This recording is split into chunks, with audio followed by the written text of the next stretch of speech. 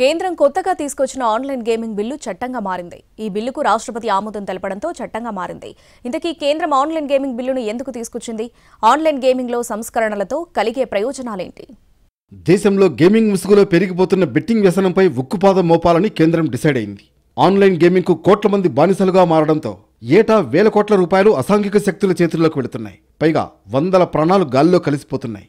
దీంతో డబ్బుతో ముడిపడ్డ online gaming పై కేంద్రం కన్నెర్ర చేసింది. Online gaming promotion and regulation bill 2025ను తీసుకొచ్చింది. దీనికి రాష్ట్రపతి ఆమోదం తెలపడంతో చట్టంగా మారింది. ఈ బిల్లు ప్రకారం అన్ని రకాల ఆన్లైన్ బెట్టింగ్, గ్యాంబ్లింగ్తో పాటు ఆన్లైన్ ఫ్యాంటసీ స్పోర్ట్స్, ఆన్లైన్ లాటరీలు కూడా నిషేధం. ఆన్లైన్ గేమింగ్ వల్ల ప్రతి సంవత్సరం సుమారు 45 కోట్ల మంది జేబులకు చిల్లు పడుతోంది. ఏటా 20,000 కోట్ల రూపాయల మేర సొమ్మును కోల్పోతున్నారు. సమాజానికి ఇదొక ప్రధాన సమస్యగా మారింది. దేశంలో ఎంతో మందికి ఆన్లైన్ గేమింగ్ వ్యసనంగా మారింది. దీంతో దేశంలో ఆన్లైన్ గేమింగ్ యాప్లను నిషేధిస్తూ కేంద్రం కొత్త చట్టం తీసుకొచ్చింది. ఇది గేమింగ్ ఇండస్ట్రీకి షాకే అయినా ఈ చట్టం వెనుక అనేక ప్రయోజనాలున్నాయి.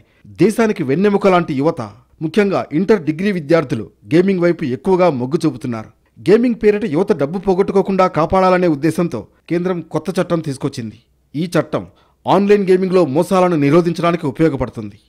యువతను, పేద మధ్యతరగతి కుటుంబాలను ఆర్థిక, మానసిక, సామాజిక ముప్పుల నుంచి రక్షించడమే online gaming promotion and regulation bill ఉద్దేశం.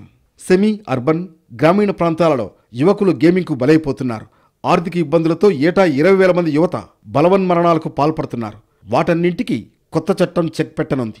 గేమింగ్ క్లోజ్ అవుతుంది కాబట్టి స్కిల్స్ నేర్చుకోవాలనే ఉత్సాహం యువతలో పెరుగుతుంది. ఆన్లైన్ గేమింగ్ బెట్టింగ్ భూతాన్ని తరిమికొట్టేందుకు కేవలం చట్టాలు చేయడంతో ప్రయోజనం లేదు.